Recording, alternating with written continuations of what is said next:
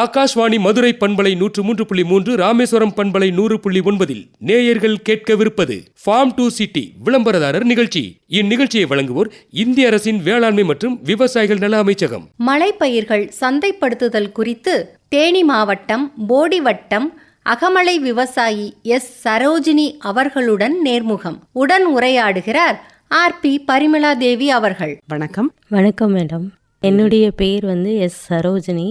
நான் மலைக்கிராம விவசாயம் பண்ணி இப்போ ஏற்றுமதியும் நான் பண்ணிகிட்ருக்கேன். இப்போ மலைப்பயிர்கள் அப்படின்னு சொல்லும்போது என்னென்ன மலைப்பயிர்கள்லாம் இப்போ நீங்கள் விற்பனைக்கு கொண்டு போகிறதுக்காக செஞ்சிட்ருக்கீங்க? நாங்கள் காஃபி, மிளகு, ஏலக்காய் இந்த 3 மலைப்பயிர்கள் மட்டும்தான் விற்பனை பண்ணிகிட்ருக்கோம். மீதி எல்லாமே பழங்களில் வரும். பழங்கள் ஆணுக்குள்ளேயே நாங்கள் விற்பனை செஞ்சுட்டு அப்படியே நாங்கள் வந்துடுவோம் மேடம். இப்போ மலைப்பயிர்கள் அப்படின்னு சொல்லும்போது அதை விற்பனைக்கு எடுத்துகிட்டு போகிறதுக்கு முன்னாடி நீங்கள் என்னென்ன நடவடிக்கைகள்லாம் மேற்கொள்கிறீங்க?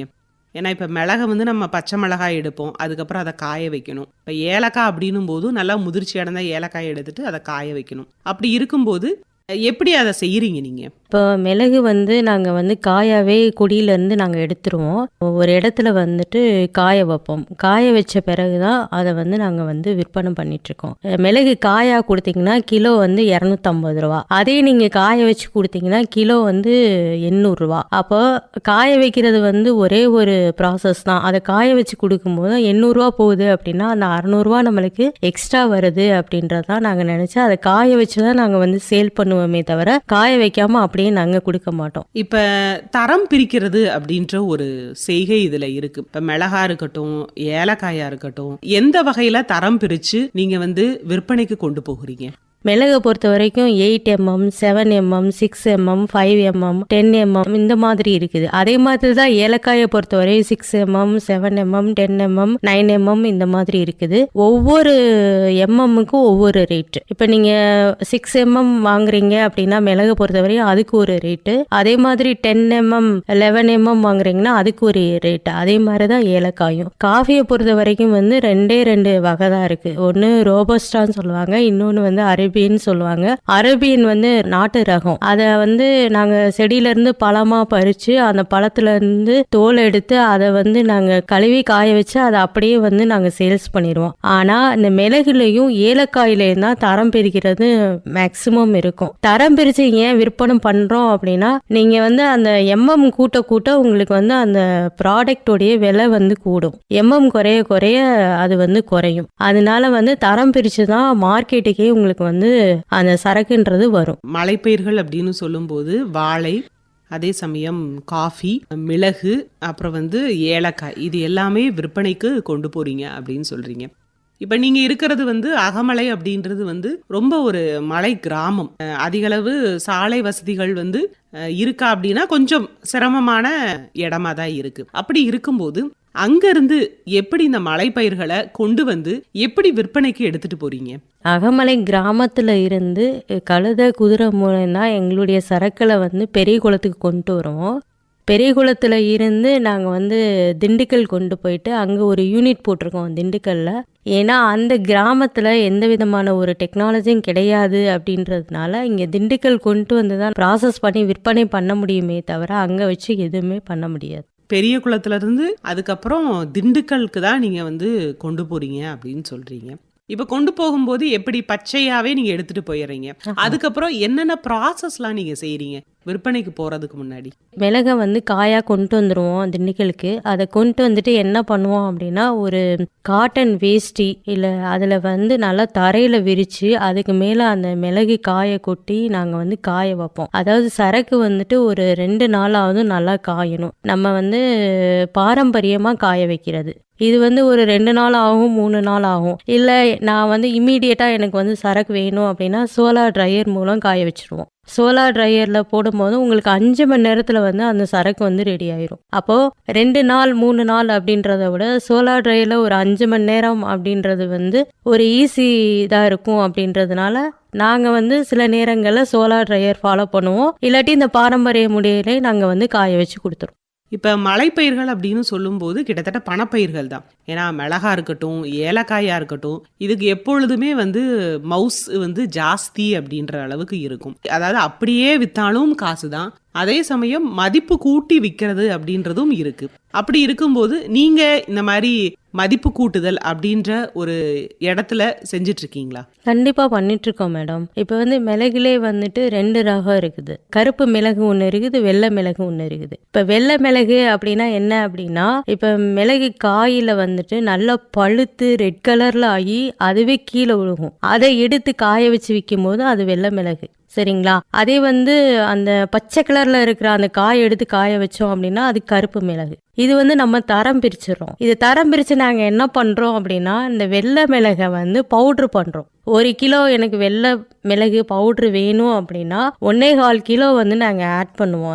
அதுல வந்துட்டு எங்களுக்கு ஒரு 400 ரூபாய் வந்து லாபம் கிடைக்கும். இதுதான் மதிப்பு கூட்டுதல். மதிப்பு கூட்டுதல்ல வந்துட்டு பண்ணீங்க அப்படின்னா உங்களுக்கு லாபமும் அதிகம். அதே மாதிரி ப்ராடக்ட் வந்து இன்க்ரீஸ் பண்ணலாம். இப்ப மிளகு அப்படின்றது ஒரு ப்ராடக்ட், அப்ப மிளகு பொடின்றது இன்னொரு ப்ராடக்ட், இப்ப மலை வாழைப்பழம்ன்றது ஒரு ப்ராடக்ட், மலை வாழைப்பழ சிப்ஸ்ன்றது இன்னொரு ப்ராடக்ட். அந்த மாதிரி நம்ம மதிப்பு கூட்டும் போது ப்ராடக்ட் வந்து இன்க்ரீஸ் ஆகும். ப்ராடக்ட் இன்க்ரீஸ் ஆக ஆக உங்களுக்கு வந்து ஒண்ணுல லாபம் கம்மியானா கூட இன்னொன்னுல லாபம் வந்து அதிகமாகும். அப்ப லாபம் அதிகமாகும் போது நம்மளுக்கு பிசினஸ்ல வந்து தோல்வியே வராது. அதுக்கு நீங்க மதிப்பு கூட்டி பண்ணுங்கன்றது எங்களுக்கு வந்து சொல்லுவாங்க.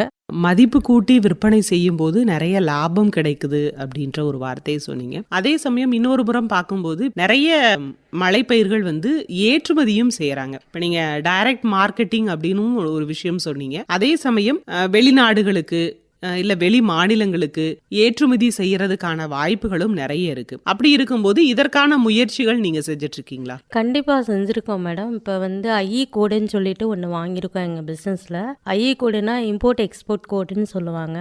ஸோ இந்த கோடு வாங்கினாதான் நம்ம வந்து எக்ஸ்போர்ட் பண்ண முடியும். எக்ஸ்போர்ட் பண்றது மிகப்பெரிய விஷயம் அப்படின்னு வந்து நிறைய பேர் நினைக்கிறீங்க. அது மிகப்பெரிய விஷயம்லாம் கிடையாது. அதுக்காக வந்துட்டு ட்ரைனிங் நம்ம தமிழ்நாடு கவர்மெண்ட்ல எடுத்துட்டு நம்ம வந்து எக்ஸ்போர்ட் பண்ண ஆரம்பிச்சோம் அப்படின்னா கண்டிப்பா அதுல வந்து சக்சஸ் பண்ணலாம் அப்படின்றதுதான் என்னுடைய கருத்து.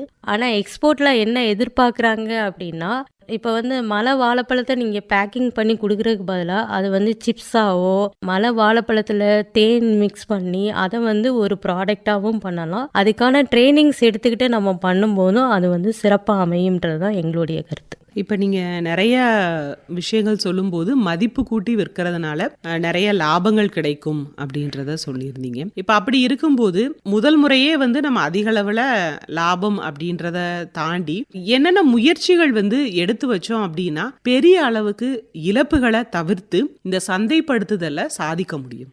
இந்த சந்தைப்படுத்துதலில் நம்ம எதை நோக்கி போகணும் அப்படின்னா டைரக்ட் மார்க்கெட்டிங்கை தான் நோக்கி போகணும்.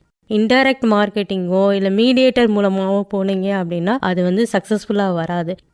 ஏன் டைரெக்டாக நீங்கள் வாடிக்கையாளரை போய் சந்திங்க, டைரெக்டாக உங்கள் பொருளை சேல் பண்ணுங்க சொல்கிறேன் அப்படின்னா, வாடிக்கையாளருடைய மனநிலை என்னது, நம்ம ப்ராடக்டுடைய குவாலிட்டி என்னது, நம்ம ப்ராடக்ட் வந்துட்டு அவங்களுக்கு வந்து பிடிச்சிருக்கா இல்லையா நம்மளே தெரிஞ்சுக்க முடியும். அதே மீடியேட்டர் மூலம் ஆன்லைன் மூலம் நம்ம சேல் பண்ணோம் அப்படின்னா அதுக்கு வாய்ப்புகளே வந்து கிடையாது. அதே மாதிரி எக்ஸ்போர்ட் பண்ணும்போதும் என்ன மிகப்பெரிய ஒரு சவால் என்ன அப்படின்னா, எக்ஸ்போர்ட் பண்ணுறது நம்ம ப்ராடக்ட் பேஸ்டாக எக்ஸ்போர்ட் பண்ணுறதுன்னு இருக்குது, சர்வீஸ் பேஸ்டாக எக்ஸ்போர்ட் பண்ணுறது இருக்குது. நம்ம ப்ராடக்ட் பேஸ்டா போயிட்டோம் அப்படின்னா இந்த வாட்ஸ்அப்பில் காமிங்க, அதே மாதிரி வந்து நான் பார்க்காமையே வாங்கிக்கிறேன் அப்படின்னா அதுக்கெல்லாம் ஒத்துக்காதீங்க. ஃபர்ஸ்ட் சாம்பிள் அனுப்பி அந்த சாம்பிள் நல்லா இருந்துச்சுன்னா உங்கள் ப்ராடக்டை அதுக்கப்புறம் அவங்களே கேட்கும் போது நீங்கள் கொரியர் பண்ணிக்கலாம். சந்தைப்படுத்துதல் அப்படின்னு சொல்லும்போது நிறைய சவால்களை சந்திக்க வேண்டியதாக தான் இருக்கு. மலைப்பயிர்கள் அப்படின்னு சொல்லும்போது கொஞ்சம் ஈஸி, நீங்க வந்து மதிப்பு கூட்டி விற்பனைக்கு கொண்டு போறதுனால தான் இந்த அளவுக்கு ஈஸியா அதை வந்து சந்தைப்படுத்த முடியுது. ஆனா அதே சமயம் இப்ப நீங்க பச்சை மிளகாவோ இல்ல பச்சை ஏலக்காய் இல்ல மலை வாழைப்பழத்தை நீங்க நேரடியா விற்கும்போது அதற்கான வாய்ப்போ அதை நம்ம தேக்கி வச்சோம் அப்படின்னா அந்த ஒரு தேக்க நிலையும் உருவாகிடும். இப்ப இதெல்லாம் தவிர்க்கணும் அப்படின்னா இப்ப சந்தைப்படுத்துதல்ல முக்கியமா என்னென்ன விஷயங்களை கவனிக்கணும்?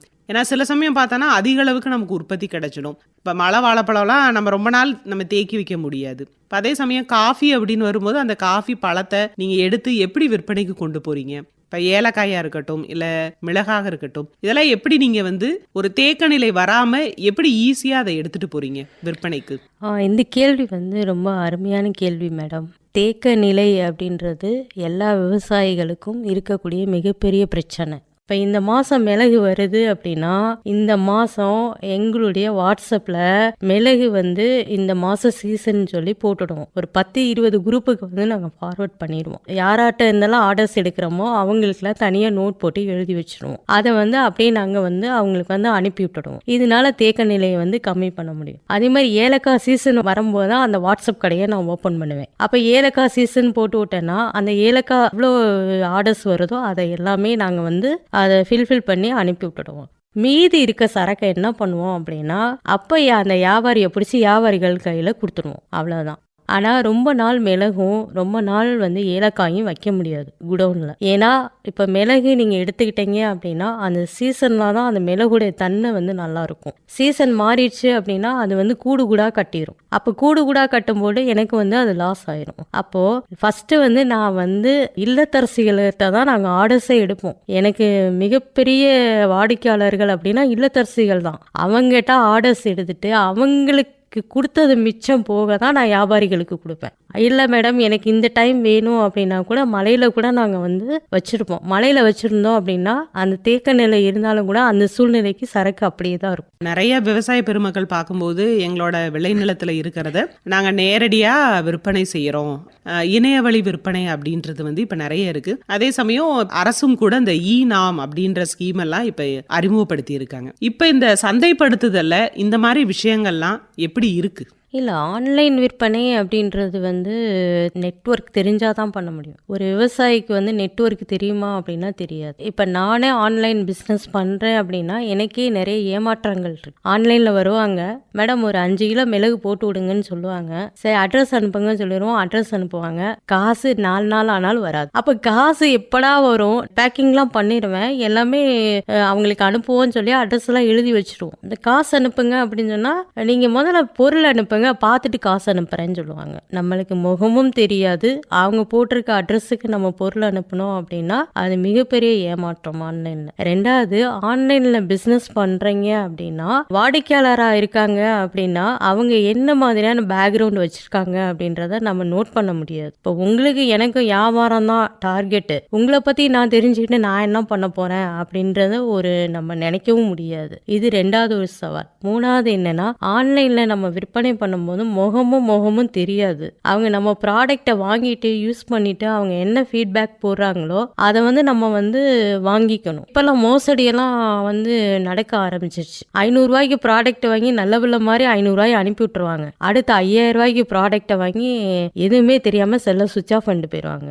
அப்போ அந்த 500 ரூபாய் வருது அப்படின்றதுல 5000 ரூபாய்க்கான பொருள் நம்ம அனுப்பணும் அப்படின்னா நம்ம வந்து அங்க ஏமாற்றங்கள் தான் வரும். அதனால ஆன்லைன் பிசினஸ் பண்ணணும் அப்படின்னா ப்ராப்பரான ட்ரைனிங் வேணும். 2வது வந்து ஒருத்தவங்க ஆன்லைன்ல கேட்குறாங்க அப்படின்னா பணம் வாங்காம ப்ராடக்ட் அனுப்பணும்னா மிகப்பெரிய சவாலை சந்திக்க வேண்டியது. அதே மாதிரி ஆன்லைன் பண்றது என்னை பொறுத்த வரையும் உட்கார்ந்துக்கிட்டே பண்ணலாம் தான், இல்லைன்னு சொல்லலை. பட் நம்ம ப்ராடக்ட் அந்த டெஸ்டிமோனியல்னு சொல்லுவாங்க, அதுவே வந்து சரியா வராது. நம்மளுக்கு இப்போ சரியா வராத பட்சத்துல அவங்க ப்ராடக்ட் யூஸ் பண்ணாங்கல்ல, அப்ப நல்லா இருந்ததா, இது ஏன் இன்னும் ஃபீட்பேக் போடாம இருக்காங்க, இதை கவனிக்கிறதே ஒரு பெரிய வேலையா இருக்கும். அப்போ நம்மளுக்கு வந்து அது தேவையில்லாத ஒரு மன அழுத்தங்கள் வர்றதுக்கும் இது வந்து இந்த ஆன்லைன் பிஸ்னஸ்ல நிறைய உண்டு. மழை பயிர்கள் அப்படின்னு பார்க்கும்போது நிறைய லாபம் தரக்கூடிய விஷயங்களும் இருக்கு. அதை முறையா நம்ம சந்தைப்படுத்தும் போது நிறைய லாபம் வருவதற்கான வாய்ப்புகளும் இருக்கு.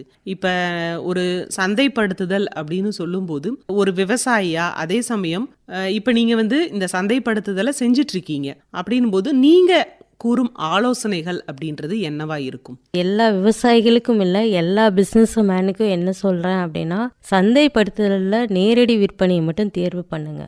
நம்ம வந்து நம்ம ப்ராடக்டுடைய குவாலிட்டி, நம்ம ப்ராடக்டுடைய குவான்டிட்டி எல்லாமே வந்து சக்ஸஸ்ஃபுல்லாக போயிட்டுருக்கு வாடிக்கையாளர் மத்தியில் அப்படின்னா அதுக்காக நம்ம தான் போய் வாடிக்கையாளர்கிட்ட பேசணுமே தவிர நேரடி விற்பனையை தான் நம்ம வந்து செலக்ட் பண்ணணுமே தவிர மறைமுக விற்பனை, மீடியேட்டர்ஸ், ஏஜென்சி இந்த மூலியம்லாம் போயிட்டோம்னா அது வந்து சஸ்டைனபிளும் ஆகாது, சக்ஸஸ்ஃபுல்லாகவும் வராது. அதாவது மலைப்பயிர்களுக்கான சந்தைப்படுத்துதல் எப்படி விற்பனையை அதிகப்படுத்தலாம் அப்படின்றதுக்கான நிறைய வழிமுறைகளை இன்னைக்கு விவசாய பெருமக்களுக்காக சொல்லியிருக்கீங்க. நிலையத்தின் சார்பாகவும் நேயர்களின் சார்பாகவும் விவசாய பெருமக்கள் சார்பாகவும் எங்களுடைய மனமார்ந்த நன்றிகள். நன்றி மேடம்.